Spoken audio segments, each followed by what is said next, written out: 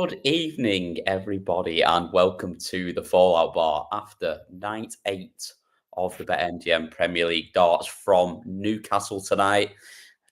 Hadn't noticed it was Newcastle from anything that went on during the night at you, Carwyn Evans. There was no indication whatsoever when a certain gentleman from the northeast walked on to suggest that we were anywhere close to the northeast tonight, wasn't it? Yeah, I can't believe they didn't have the trophy on the stage unless I missed something. Surely, like the first one they've won for 4,500 years, and they didn't have it on the stage for the night in Newcastle a week later. Piss poor from whoever planned that. Yeah, it would have been a nice touch, really, wouldn't it? Especially with sort of Dobey being such an open Newcastle fan and our very own Dan Simpson in the crowd. I'm sure he'd have loved to be close to the trophy, but not to be. I've stopped celebrating yet, has he, Mr. Simpson? Yeah. He's just been on a 2-week-long party since that Sunday. Yeah, I mean, another night of Premier League action. Firstly, mate, before we get into it, how are you? You all right? Yeah, not too bad, thank you. Yeah, can't complain. Rugby's finished, so can't moan about Wales. Football's back. We did okay, so yeah, all's good. Thanks. How are you? Yeah, did we mention the rugby? No, I don't think we need to mention the rugby. 54 points, wasn't it? I felt very sorry for Rodri having to do his running after that. Bless him. He probably should support another country next year just to reduce the amount of miles he has to run. But that's it. It's sort of come to something when if you follow Italy, you don't have to run less. Yeah, says it all, doesn't it? But no, let's concentrate on darts. Let's get back to the darts. Firstly, welcome to everyone in the chat room. Plenty in already. Malachi's in, Ian's in, Greta Showman's in, Phoenix Darter, Max, Shelty, Gordon, loads of people in. Pointing out that we still look like twins. I've tried to grow my hair out a little bit longer just to see if that makes a difference. Yeah, I haven't shaved for 2 weeks now, just to sort of try and differentiate. I've trimmed mine as well. Yeah, we've gone the other way. Like, I've gone shorter hair and longer hair, and you've try and get away with it. I think we're going to get that forever, aren't we? And I think so. Yeah, why not? I've just been too lazy to go and get it done. Surprised Dan wasn't waving one of the flags. He couldn't afford him. There's no way they could have afforded him for that job. They wanted him to play in the Premier League, and they couldn't afford him for that. That's why I picked Dobey. Action then, and I was sort of avoiding getting to the action because I've run out of things to say. I've run out of things to say about how bloody good Luke Littler is. What more can we say? The only thing I'm surprised by tonight is that he lost any legs, and he didn't even play that well tonight. Yeah, no, he didn't play that well, but yet he's only dropped 4 legs playing the world number 6, world number 4, and the world number 1, I think. Yeah, not so bad. Yes, no, you know what? It's amazing, isn't it, that we come on here every week and we sort of say, right, yeah, something's got to give.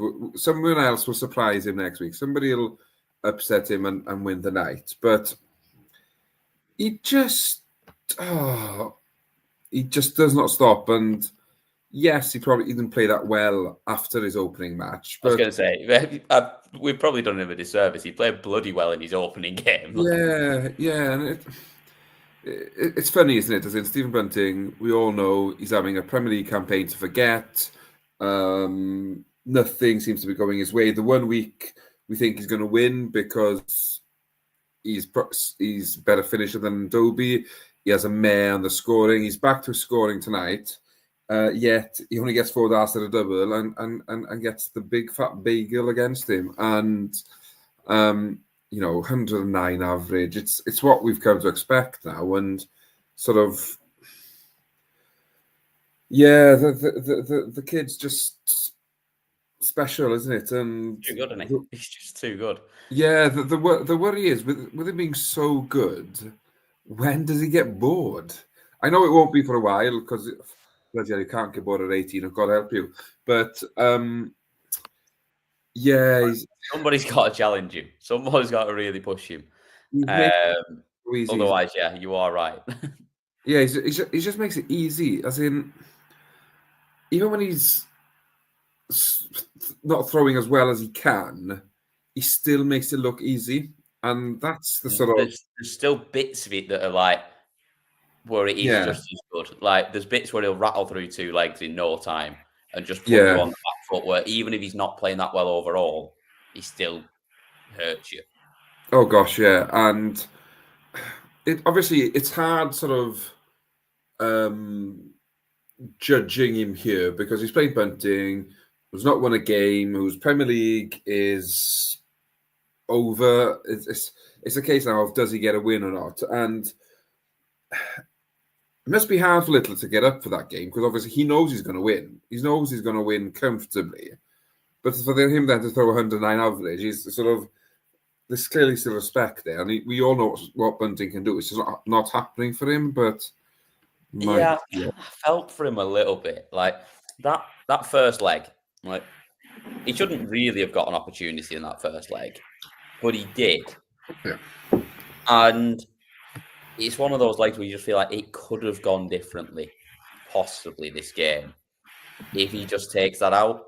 But as soon as he loses that, and then he then lost, like, was it like 3 that he missed chances in as well? Yeah. His only other chances at a double in the match. I think 2-1 up rather than 3-0 down. He might just have found something at that point, because I do think we sort of saw, yes, he's averaged 102, but it was a sort of a bit of a false 102, wasn't it? Like, there were no opportunities at doubles. There were no... Yeah, he was never really in the legs, and I think he's got to take those opportunities when they come if he's going to get any sort of positives out of this campaign. And he's getting to the point now where you're feeling like he needs putting out his misery. He's almost like an old dying dog at this point that you've got to take to the vets. And it's just sort of sad to see. And he still seems positive. He still seems happy when he's going up there, but it must be hurting. Oh, definitely. As in, I guess what's hard is the fact that he's sort of put up so much hard work in to getting back into the Premier League and to getting to this stage, and he's sort of rebranded himself and gone away and sort of got better on the stage, but also got better off it, and probably deserved to be there for the Stephen Bunting package. For him then to perform well most weeks and still be sitting on 0 points probably does him a disservice, but also shows how cutthroat the Premier League can be. And I think when you've got the likes of Luke Littler, Luke Humphries, MVG, Rob Cross, Price, Aspinall, and whoever I've forgotten, whoever I missed out there now, that I might have named all 7 there. Dobey. Playing every week. The standard is there, and you can't afford to sort of miss chances when you get them. Especially against Littler. If you get chances in 2 legs and to be 2-1 up, you're then in the game. You miss those chances. You're 3-0 down, and it's game over. Yeah, that's it, isn't it? There's so much of the game where you've got to take those opportunities. It's so punishing, this format, and against these sort of players. Just do me a favour, Colin. Whack your mic on mute for a second. Oops. Hang on, I'll mute you. Hang on. Yeah, I think it is. We've got a bit of white noise from your mic for some reason. Oh, okay. Sorry. Shall I just plug some headphones in? Would that make it better? Give it a try. Let's see. Oh no, I've got them here. All right. Entertain the clouds for 2 seconds. I'll mute you for a second while we do it, and then it is so cutthroat, this format. That is the problem, that you you don't get many opportunities, and when you do, you've got to take them, especially when you're sitting where Bunting is at the moment. And I just really want to see him win a game now. Nobody needs to have that hanging over you of being that player that finished up with no points at the end of a Premier League. It's just not. It's not good for anyone. Carwyn, we're back in the room. You're unmuted. That sound a bit better? Yeah, I feel like I think we've lost the white noise now. I think it may have been my laptop. It's had a bit of a battering today, so apologies for that. But yeah, yeah, I think we all now just want to see him get that one win, break the duck, and just sort of he can sign off with a smile, I guess, after 16 weeks of what must feel like hell for him. Yeah, exactly that, and that's what we want to see. Second game of the night. The only man that seems to be able to get anything over Littler at the moment, which Littler himself sort of alluded to after the night when he was interviewed by Emma and Wayne on stage. Emma, who appeared to have stolen one of Wayne's shirts tonight. I'm not sure what that choice was tonight. It was a rogue one. Yeah, because he's the only one that seems to have been able to get near to Luke of late. But he didn't get near to Rob Cross tonight. And this was... He just never got going. Now, he's mentioned on his socials afterwards that I don't know what happened in his sort of preparation today, but apparently he didn't get a chance to practice as much as he wanted to when it felt it sort of showed up there. But he was miles off it tonight. And Rob just didn't give him an opportunity, really. He was just the solid player that we know he is. Yeah, it's a strange one because Price's body language sort of didn't match sort of his performance. And yes, towards the end, you could see he was just a bit like, oh, bloody hell, let's just get this game over with, as in he was missing doubles. But Cross was just relentless. And when Cross gets in that mood, he's very hard to stop. And he seems to have the ability to do that against Price, I think. And it's a bit of a... I feel like Cross is a bit of a bogey player for Price in the way that Cross gets over the line against him. We've seen it 2 weeks in a row now, and obviously the battle for fourth seems to be between those two at the moment, I'd say, in the Premier League. So Cross will obviously feel happy that he's done the double over Price in 2 weeks, and obviously with the last week being you play the table again, it could be them two up again against each other again in week 16. So this battle for fourth is certainly not going to come to an end anytime soon, I don't think. No, it feels like one that's going to sort of drag on and on, really. It was, like I say, it was good from Rob Cross. I thought he played really well tonight in this game.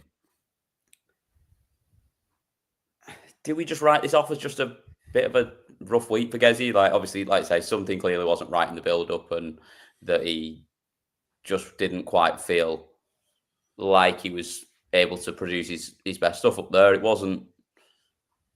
We're not looking at it as he sort of chucked it in for this year and he's had enough. I think it's more just an off night and prep wasn't quite right and move on to next week.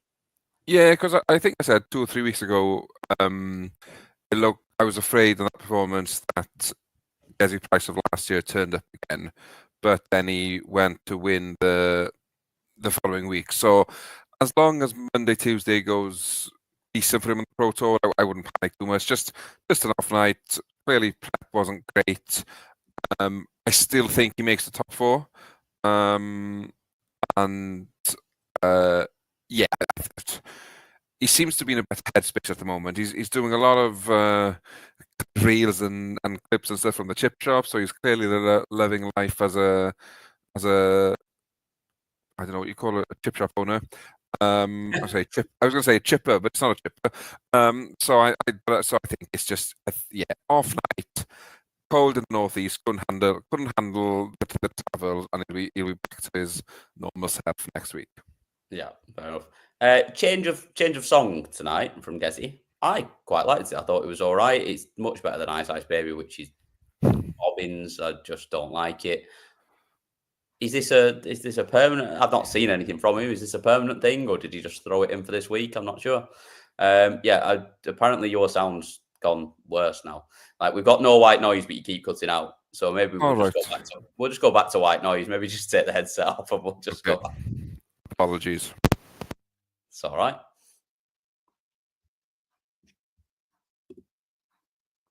Oh, you might need to press a button.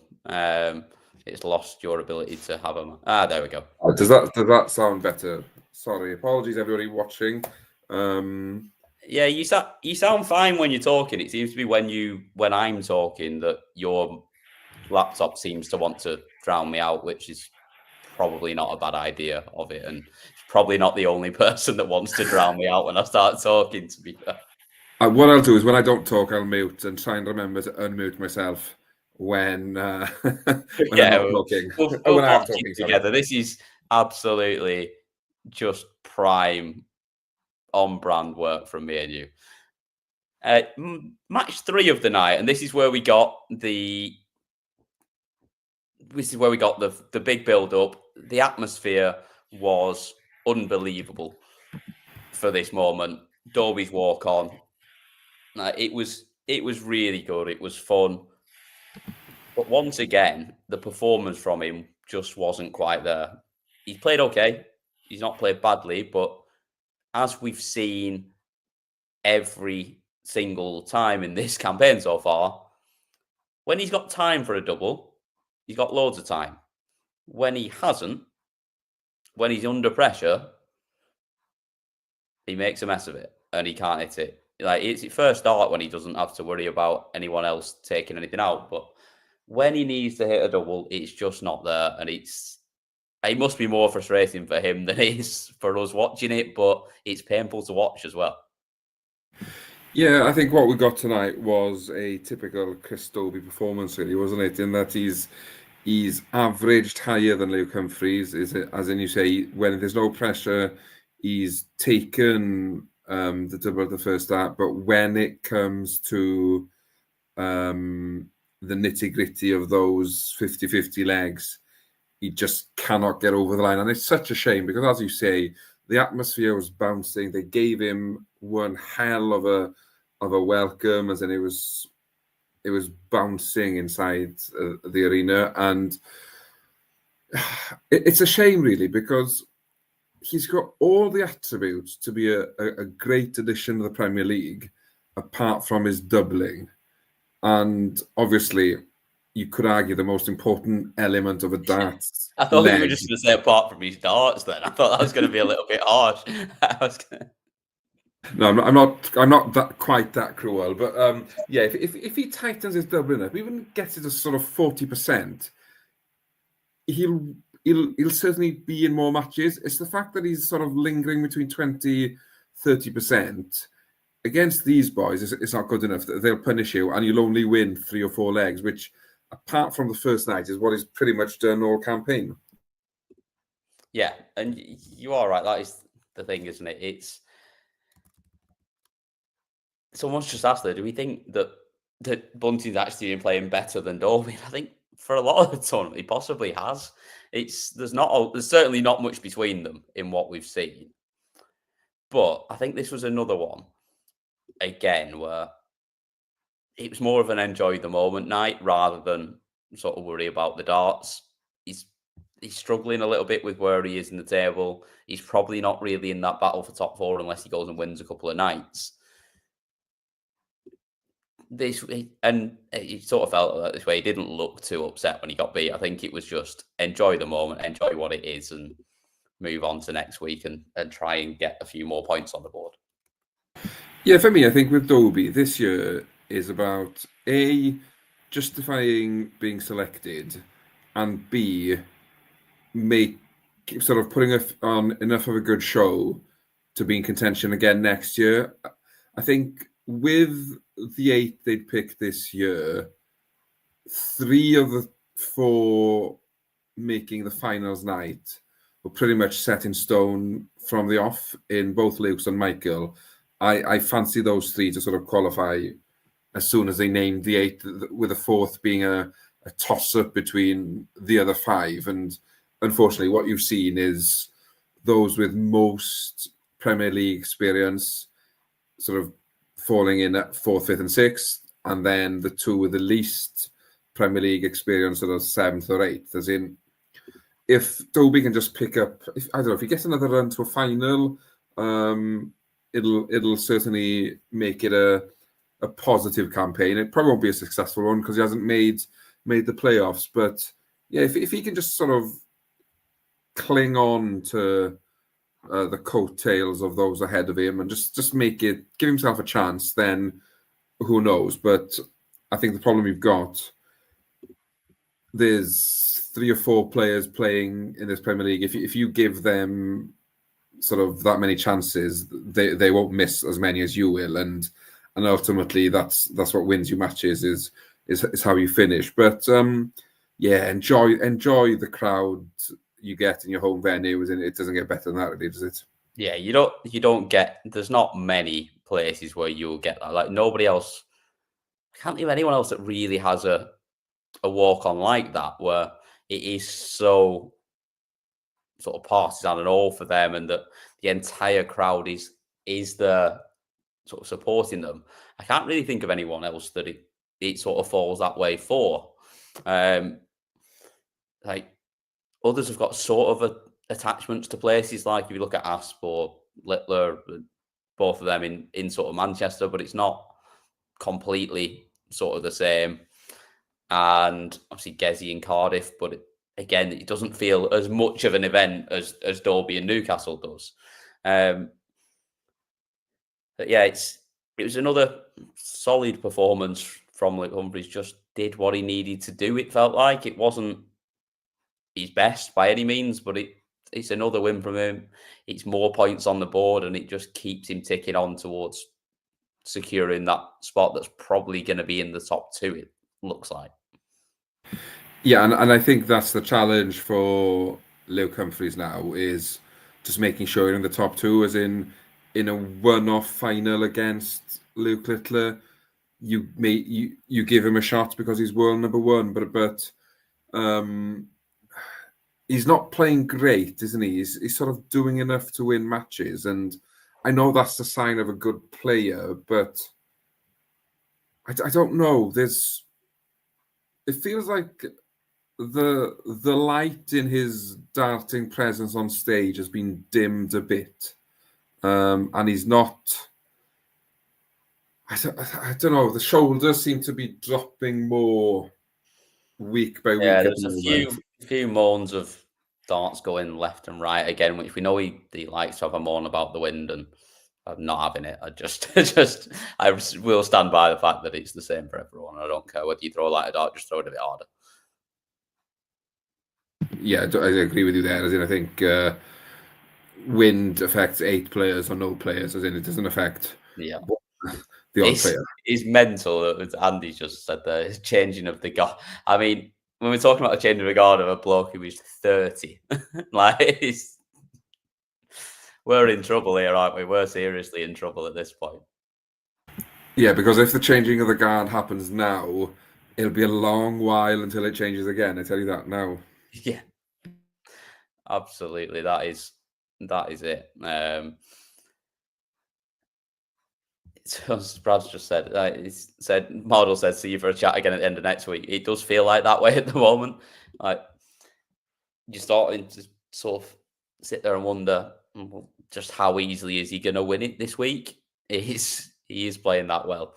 And yeah, it's a bit of a joke. It's a bit of tongue in cheek from Model, but we are seeing it a lot. And it does feel like that Littler said himself, everyone's sort of playing him as well as the board, whereas he's sort of just playing the board, but everyone else is feeling it and is playing him as well.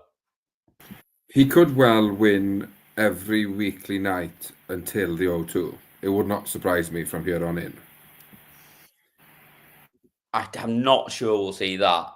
Like you say, I wouldn't be surprised if we did, but I don't think we will. But if he keeps this form up and everyone else is sort of struggling to get with him, you never know.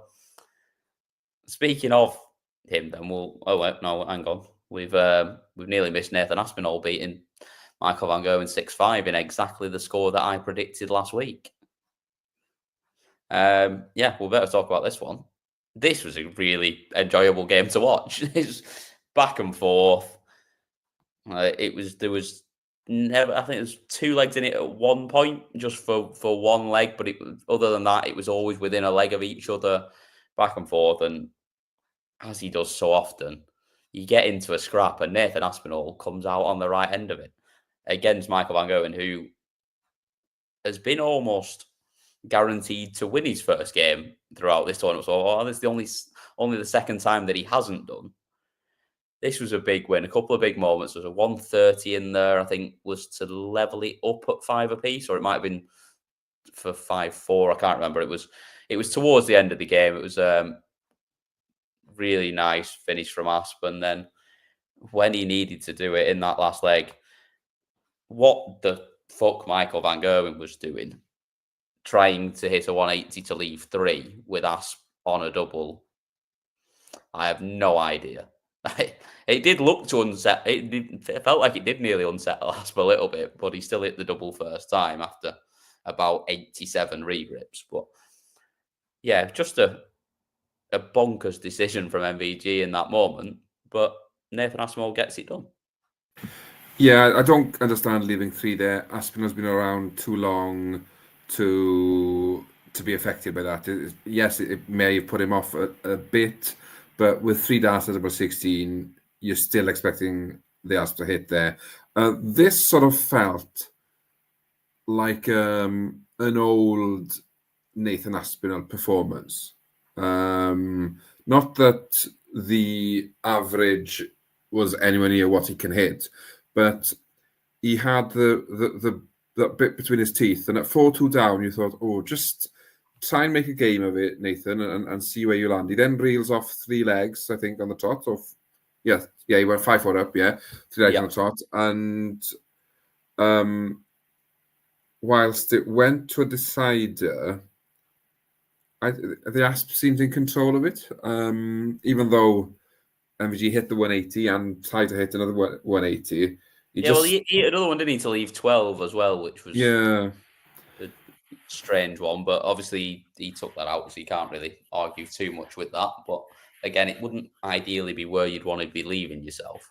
No, and I think he's just sort of trying to maybe get a reaction from himself as well, putting a bit of say, I have to take this 6-6, or I have to finish this 3, sort of giving him to try and G him up, because he's obviously seeing the gap between him and Luke Littler increasing, and he's got to find something or some way of trying to claw him back in, because at the moment Littler is just running away with everything, and these players have to catch him up, because he will not dip in form. And tonight the Asp just did enough, and it sort of brings him back into the top 4 hunt again. I know it's early to be sort of writing too many people off, but with MVG and Price both losing, Cross and Asp now are sort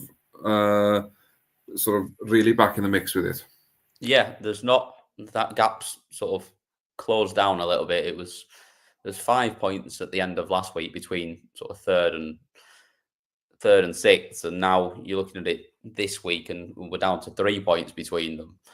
It's really tight, and like 3rd, 4th, and 5th, you've only got a point separating all of them, so it's getting really close in there, and it is that thing that it feels like it's going to stay that way throughout. It doesn't feel like anyone's going to make a real burst from there and run away with it, which just sets it up well for a real good bit of fun for the rest of the season, doesn't it? 100%, and that's what you want, really, is especially when the top 2 are sort of in a division of themselves. Well, there's probably 2 divisions. Luke Littler's in a division by himself, Humphries is in a division by himself, And then you got a nice. I think Luke's in a different format. He's playing something else to everyone else. I'm starting to think he's playing 3-1 when everyone else is playing 5-1. Well, it might. That's how they might make it competitive in a year or two. Is start handicapping people. Yeah, definitely. Not literally. It's just, but yeah, like maybe that's what we need to do, is take a couple of fingers off him, like see how he can throw them, or force him to play with his weaker hands. It wouldn't surprise me if he's as good that way around. Probably still have his return. Yeah, that's it. Back on to Littler then. Do you not think he could become the greatest 180 hitter ever? Andy asks in the chat. I think he already is. I've never seen anyone hit 180s the way he does. Like, there's so much room in that bed every time. Puts them so close together, and like I say, he's hit 102 in this Premier League already. We're only 8 weeks in. The all-time record for 180s in the Premier League is 128, set by him last year. He's only 26 off it. We've got 9 weeks to go. Pretty much averaging 13 180s a week. Wow. Yep. Amazing. And it does help when you're playing 3 games every night, which he is doing at the moment. But it is, it's I've never seen anyone hit 180s the way he can. Like, we've seen people average the way he can. We've seen people play at a ridiculous level when you think about Taylor and Van Gerwen at his best, but the 180 hitting is unlike anything I've ever seen. It's relentless. It's ruthless. It's just when he finds a patch, 50 darts thrown, you're 4-0 down, and I don't remember anybody else having that sort of sustained ability to not just turn the screw, but to turn it, push it in, then rip it out. And it's the speed of it as well. Yeah. Like, there is no, like, it happens so quickly that you feel like you've sort of out of the game. It's happening that quickly to you that you're ending up behind. That's it. You're in the game at 2-2. You turn around, you're 5-2 down, and you're like, well, that's game over then. But it feels like he gets a bite, a bit like I'd imagine a crocodile or a shark. They get that first bite, they cling on to you, and then that's it. They just do not let go until they win the battle. And at the moment, that's what Littler is doing to everybody else in the Premier League. He's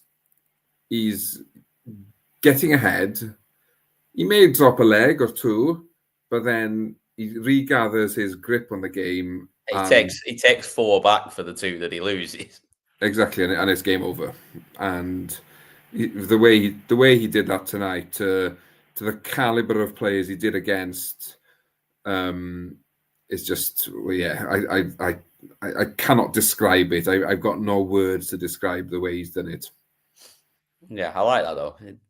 Like a crocodile or a shark. It's like, maybe we could ditch the new nickname and we'll just throw in the crocodile or the shark. I was going to try and do it in your accent, then I'm not going to do that. It sounded nice though when you said shark. What's the record for the most nightly wins? No idea, but it'd be whatever Luke finishes on this year. I'd say ask us in 8 weeks. Yeah, that's it. In his semi-final with Rob Cross, this was another one where he's 3-0 up.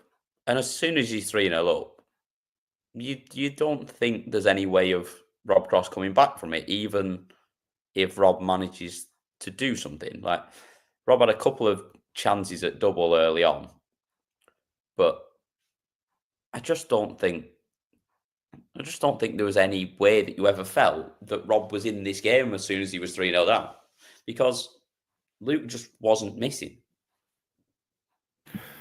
Oh, no, yeah, exactly. And I think we're getting to a stage now where people know they're going to lose to Luke Littler before a dart is thrown. Yeah. Luke Littler has averaged 97 in that game. which is probably an E game, an F game for Luke Littler. And he's still raced his left-hand game. Yeah, he still raced to a 3-0 lead, and we know that the game is over. If Cross looks back at these stats, he will think, why couldn't I find the turn average I threw against Gezi? I'd have been in the final, because Luke wasn't great. Well, sorry, I rephrase that. He just have upped it though, wouldn't he? Like, he just does. I think that's what I feel like. Yeah, there is that as well, isn't he? He does find that second, third, fourth gear when he needs to, but it's just, as in frustrating when you sort of watching sort of Cross his game dip that much from his first round to the semi-final, and you just want to see. I think we don't want to see him win every week, but we all want to see Luke push to levels that he's got to produce spectacular darts.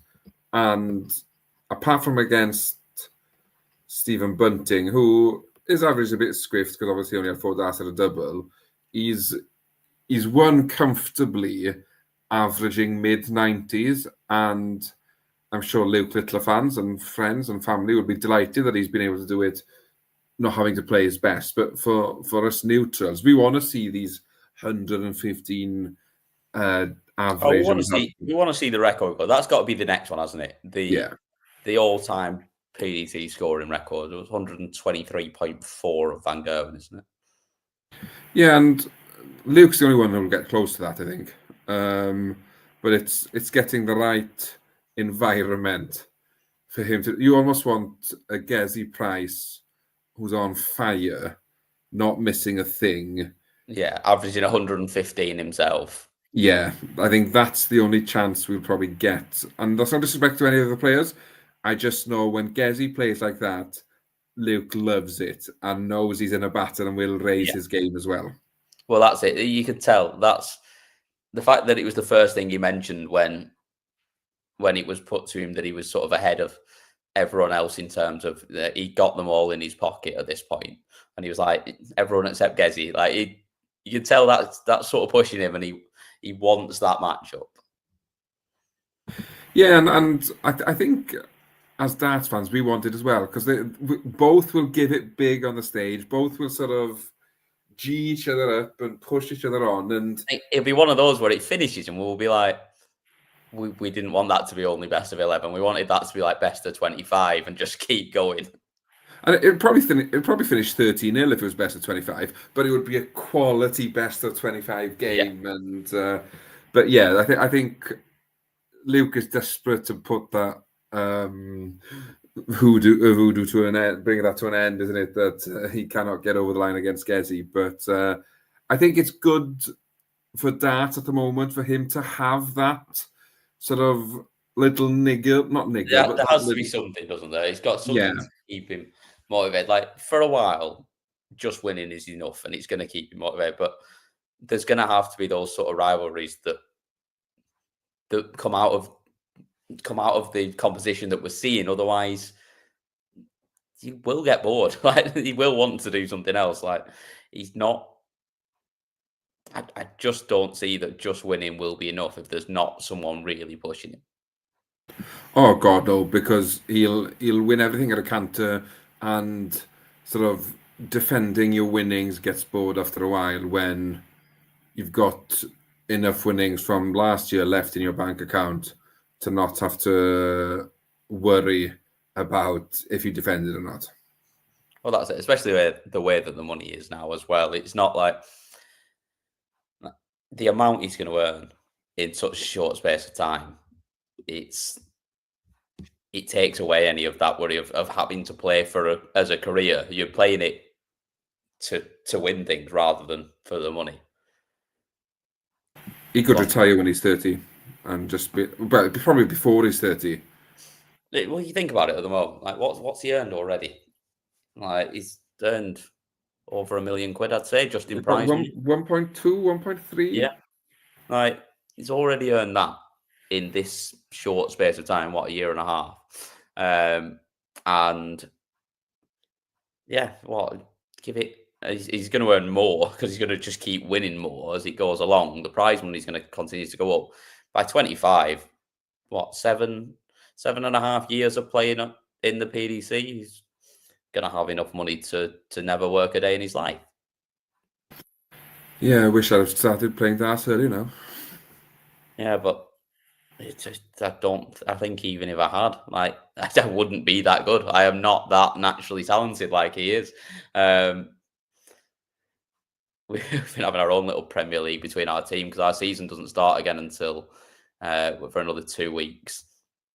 We've been having our own one, and I am the Stephen Bunting of our league. I've been playing as well as I've played in a long, long time, and everyone has just upped it against me every time. That's a sign that you're a good player, though, Cam. That they've got it against you. I think the problem is I'm now captain of the team, and everyone wants to impress the captain by playing well against him, not realizing that the captain doesn't enjoy that. The captain wants you to play shit against him and make him feel good. I've been playing mint. Like one of the lads yesterday, we were playing yesterday, and we played three groups. We basically split it into 2 groups of 4 so that we can make it easier and it doesn't take us long over the night.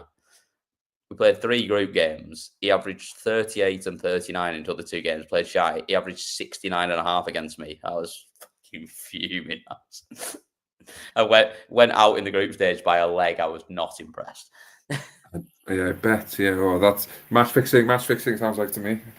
Yeah, it's absolutely outrageous. So someone's mentioned, hope he's not using the same. We're not getting into that one. Back to the darts. Yes, second semi-final. Luke Humphries against Nathan Aspinall, and as we know, we play Nathan Aspinall. It will be 6-5 one way or the other. It just always is. This was another really, really good game to watch, just like the game with Nathan Van Gogh and Michael Van Gogh was. This was great. It was really good. Again, back and forth. I don't think in this one we ever got even a 2-leg gap in this one. And it was just a great watch. Both averaged over a ton. 1-4-2 from Nath early on, which was brilliant. I love that way of going. I love the 2 treble 17s for tops. And yeah, he just really looked up for it and did enough. And in moments, the throw looked really nice and smooth. There were still a million regrips around that, but some of the 180s were just, you'd never fancied them going anywhere else. No, that's it. And I think to add to your point about the 1-4-2, I love that way as well. Went that way myself this week. Wired tops are not quite as good as the Asp. But yeah, it was, I think even though he's lost, you should look at this game as a huge step in the right direction.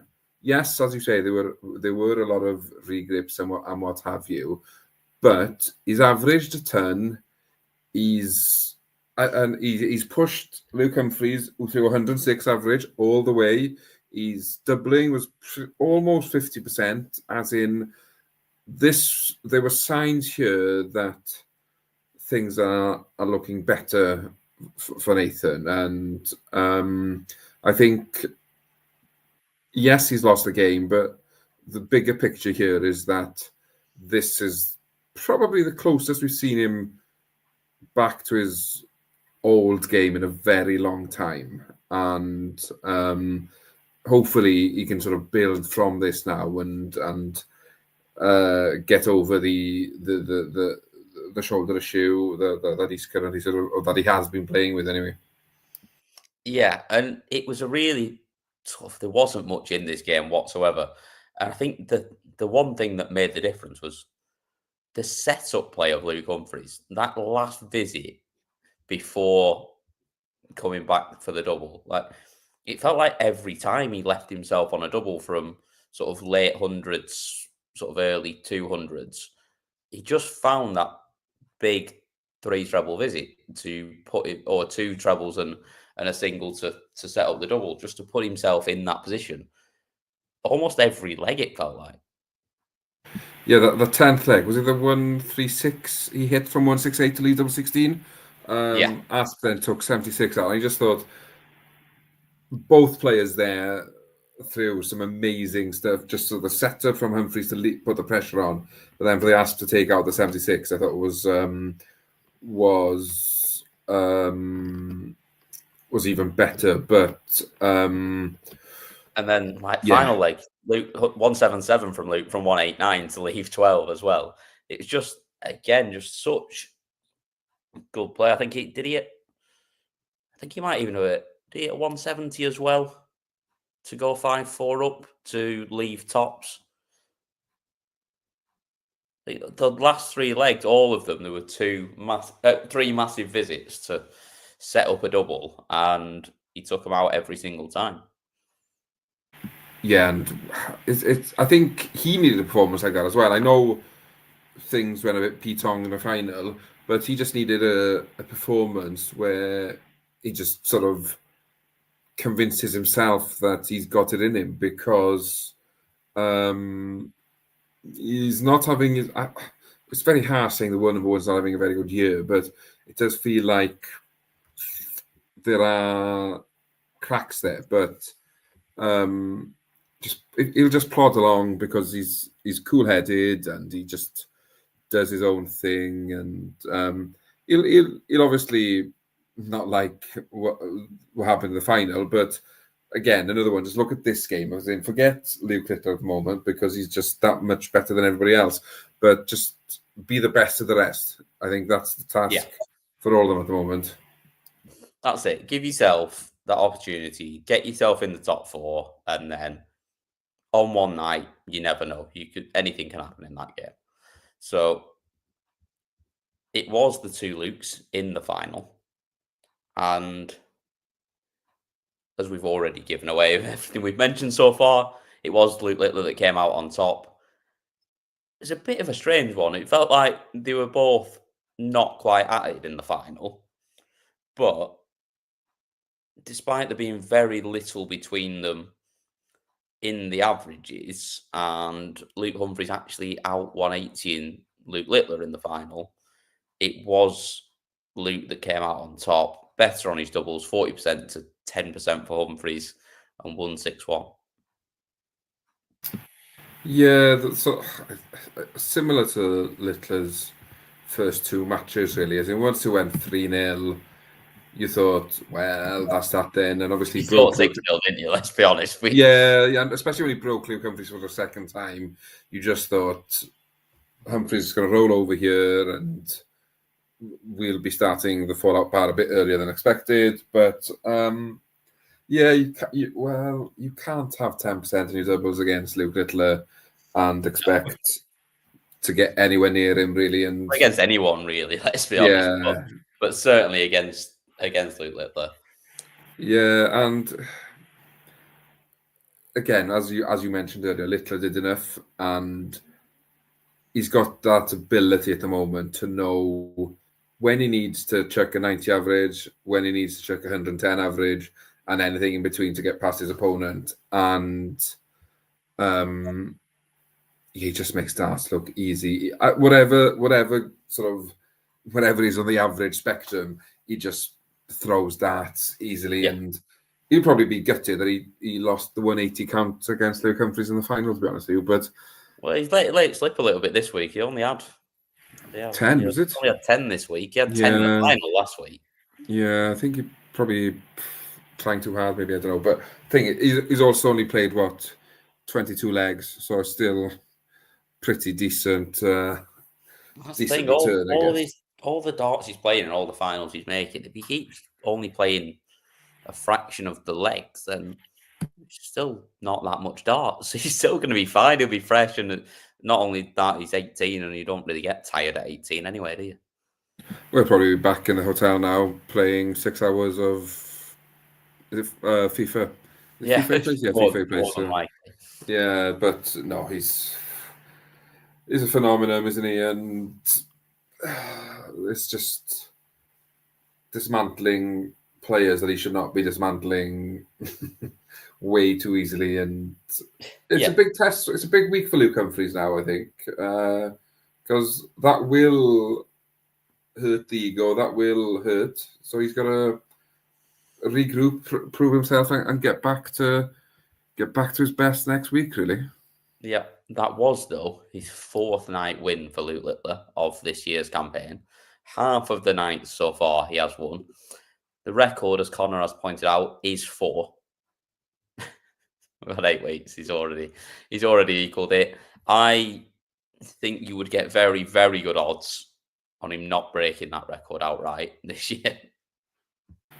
I think he'll break that record before Easter. I think he might break it. Next week. Easter's 2 weeks away, isn't it? Yeah. 3 weeks away. Might be 3 weeks away. Yeah, I think he definitely breaks it before then, if not next week, as we said. But we did hear from him after the game. As always, the hardest working man in darts, the famous Mr. Phil Bars, has dropped a clip in the back for us. The full thing will be up on the YouTube channel as ever. So as soon as you're done listening to us waffle on, getting involved in the predictions, which will be coming up after this, as we know, get yourself over there and listen to the full thing. But this was Luke Littler with Mr. Phil Bars after his win on night 8. Performances, then, I think that goes to show how everyone does say I'm the best in the world at the minute, but you know me, I never really say I'm the best in the world, but I'm performing better than these guys, so maybe I should be saying I'm best in the world, but we'll just see after how it goes. I never really say I'm the best in the world, but I'm performing better than these guys. Yes, you are the best in the world at the moment, Luke. You should be saying it. You are well within your rights to be saying it because you are levels above everyone else right now.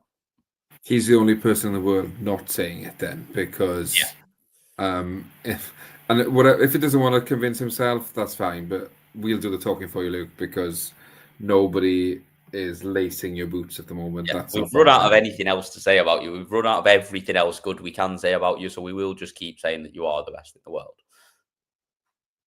Yeah, and that won't change in a very long time. Yeah, wow. Yeah, I think we might just change the title of this show to Fallout Bar. Luke Littler's the best in the world. We'll just leave it at that, and we'll just or even Fallout Bar. Guess what? Luke Littler won again. Yes. If you want to know what happened, please listen to last week's show. In terms of the table, just before we get into predictions, we will just run through that as always. As ever with predictions, this is your little warning because you do need to subscribe to us to be able to get involved in the chat. So if you haven't clicked that subscribe button already, give it a bash for us. Click the like button as well, and then more people will see us waffling shite on a Thursday. The table, though, we'll start at the bottom as ever. Stephen Bunting still has no points. Move on. Chris Dobey still got 5 points. Move on. Basically cut away those two a little bit at the moment. Dobey has still got an opportunity, but he's going to need at least a couple of night wins to get himself back into real contention. Then it starts to get close. Nathan Aspinall, after his win in the first round tonight, has moved up to 10 points. He's in 6th place. Rob Cross level with Gerwin Price now on points, 12 points each in 4th and 5th respectively. But Gezi takes that 4th spot because he has the 2 night wins. Just above them in 3rd is Michael Van Gerwen on 13 points, and then the gap starts to open up. 5 points up there to Luke Humphries in 2nd, who has 18 points now, but the runaway leader in a class of his own, just comfortably strolling into the O2 already, is Luke Littler, 26 points, plus 41 leg difference, and he has hit about 50 more 180s than anyone else as well. Ridiculous performance from him in the first half of the season, and he's clearly running away at the top, as he fully deserves to be. Could probably take 2 or 3 nights off and still be top 2. That would be the ultimate piss take, wouldn't it? Like, if he just goes, nah, fuck it, I don't fancy travelling to, like, I don't know, where's the furthest place away from from Manchester? I'm trying to think on the calendar that we've not already been to. Berlin next week. Yeah, that would be comfortably. Yeah, just like that can't be asked with Germany. Put that off. Like, it's probably a couple of weeks too early for him to make that call. But yeah, week 12, he'd be like, "Oh, I've done my shouldering." Yeah, Berlin's nice and easy to be fair as well. Though, like in terms of travel, it's just jump on the plane. It's about an hour and a half. It's not that far.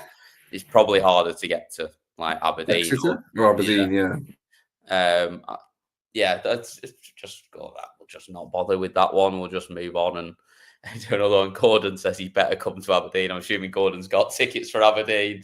I'm sure he will. I'm sure he won't take any weeks off. But it is just a measure of how ridiculous it is at the moment that the lead that he has got, that he probably could do and it wouldn't really affect him.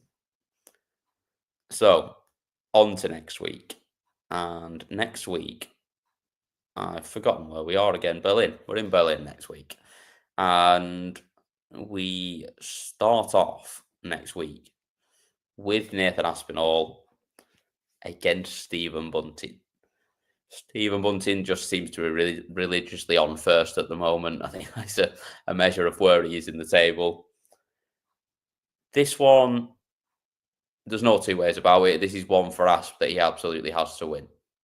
You can't be giving up points to the man that hasn't got any points on the board.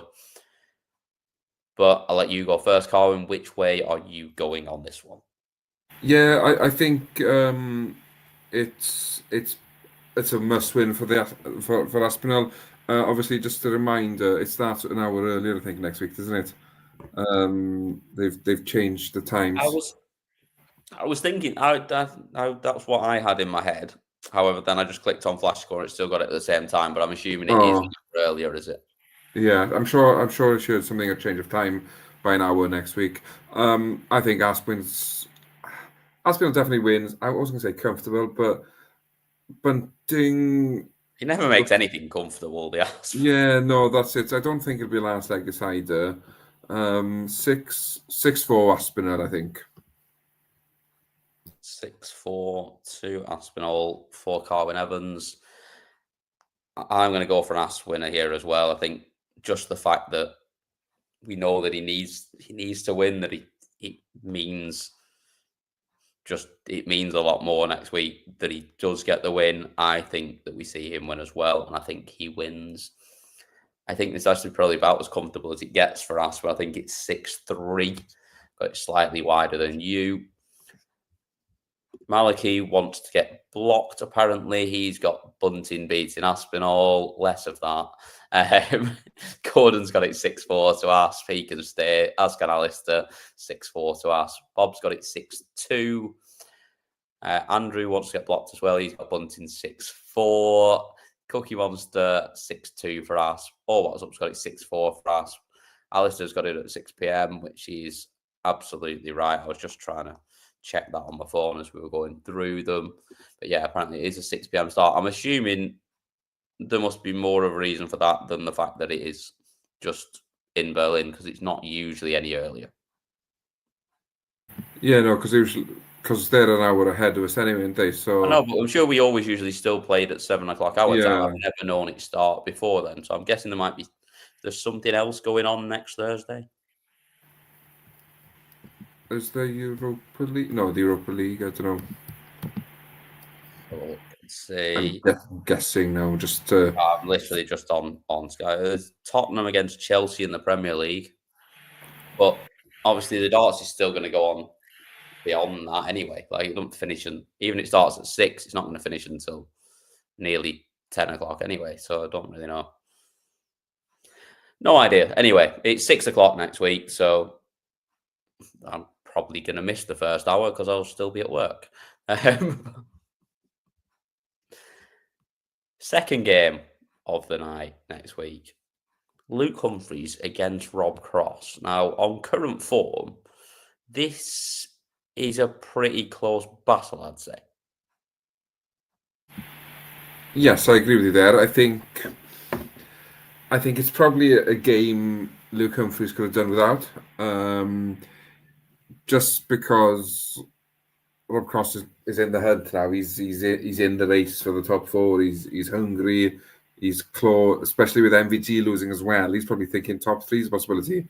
Win next week, close the gap on Humphries in second. So Humphries could have probably done with a slightly easier draw. And I think Humphries loses this one in Berlin. I think Cross gets over the line 6-4. I think I'm with you. I think the same. I just think Humphries isn't playing quite as well at the moment as we've seen him play and as we know he can play.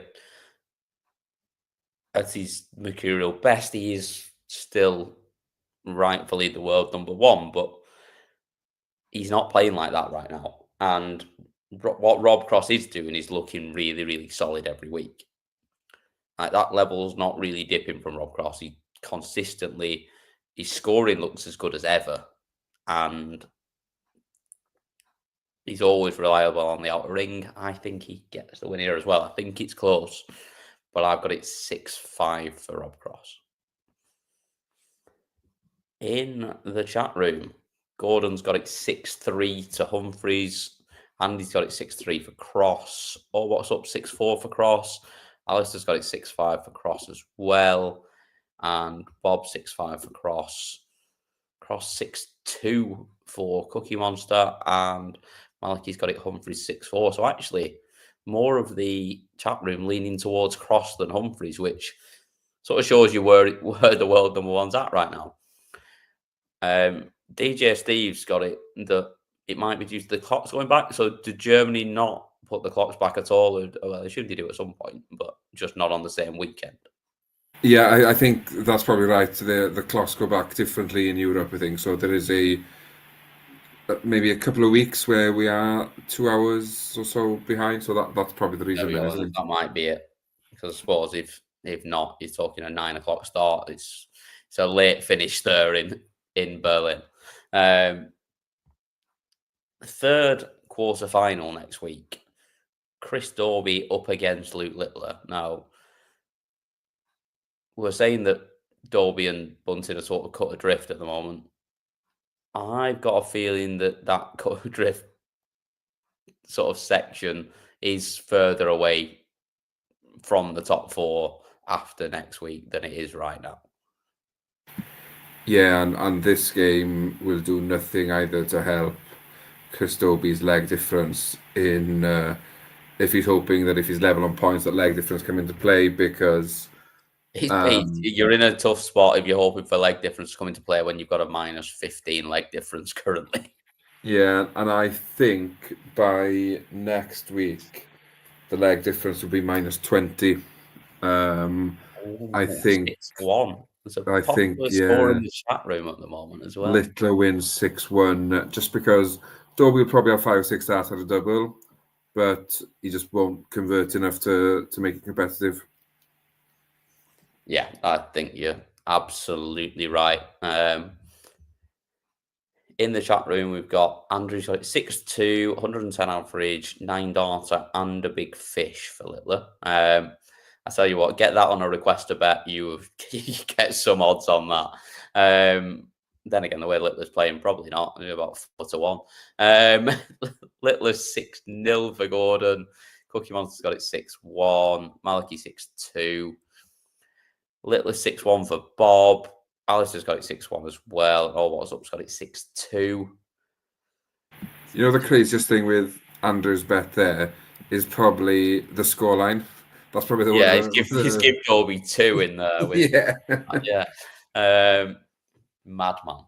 I'm just trying to decide whether to be generous to Chris Dobey, but my worry is that, as we've said so much, that when he's under pressure, he's when he can't hit a double at the moment, and I don't think you ever get a leg off against Luke Littler.